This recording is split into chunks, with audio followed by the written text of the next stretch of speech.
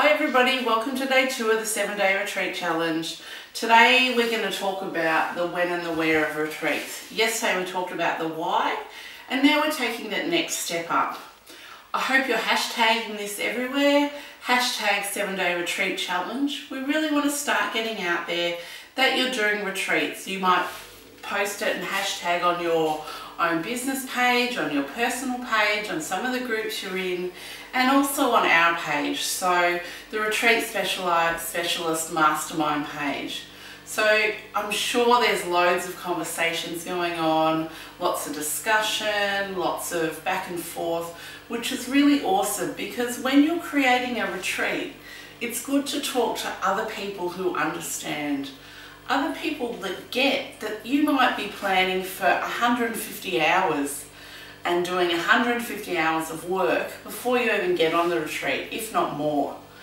Because people seem to have this belief that retreats are actually get your people, go along, it's all fine, and there's not a lot else involved. I know that's not true, and you're getting to know that that's not true.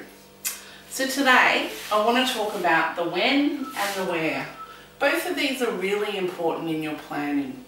The when. Do you need to think about holidays at home and in the place that you're going to? Maybe you're going overseas for your retreat and you're planning it in February in Bali. Well, that's a time of public holidays. You know, there's a National Silence Day, and you need to be really careful of what you're offering and what your itinerary is, because on that day you shouldn't leave your resort. You might be planning to go to Vietnam around Chinese New Year when a lot of businesses are closed down and a lot of people leave the cities and go out to their home villages.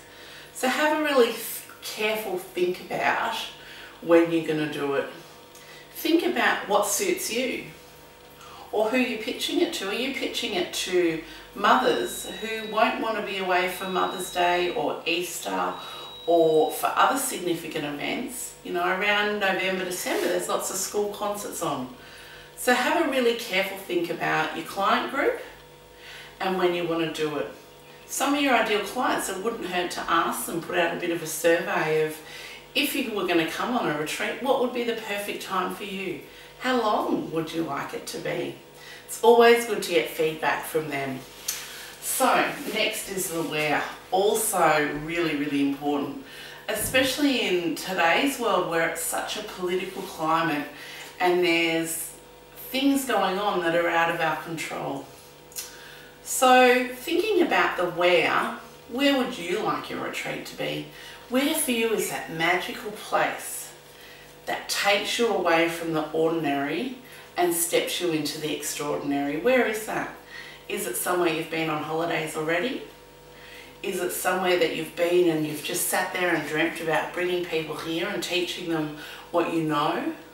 Or is it somewhere that you've seen in a magazine or a movie or a documentary or in an advertisement where you go, that would be the most amazing place to run a retreat?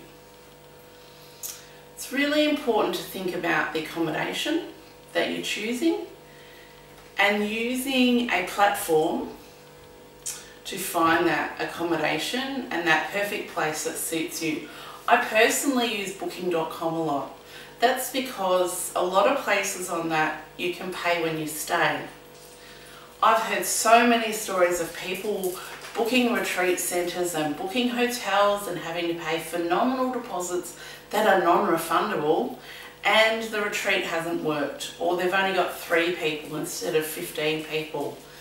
You need to be able to secure your booking without having to outlay too much money before you've got bookings from participants. And that's why I love booking.com, because of that I can book 20 rooms at a resort at a lot of places and really know in my mind that I can play with those numbers, that the deposit's due a week before we arrive, or they take payment the week before we arrive, those sorts of things. Really, really important. I don't want to see any of you out of pocket thousands of dollars.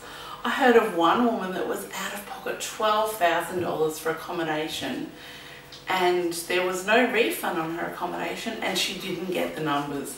And I don't want to see that happen for you, because that would be just awful. And reality is we're all mostly working for ourselves, so $12,000, even $2,000 is a chunk out of our pockets, and I don't want that. So have a think about those, the when and the where, really, really important. And they're those starting points that with the why of what you want to do, that magic that you want to create to bring another dimension and those aha moments to people's lives, but also add that extra special dimension to your business. Become the expert in what you're doing and have people talking about the retreats that you run. You know, you might do one and go, this isn't for me, and that's quite okay. But you might do them like I did, 22 years ago, and be hooked. And really want to be planning them all the time. So don't forget to hashtag 7-day retreat challenge. Have a go at the questions below of when you want to plan yours and where you want to plan yours to. And I will see you tomorrow.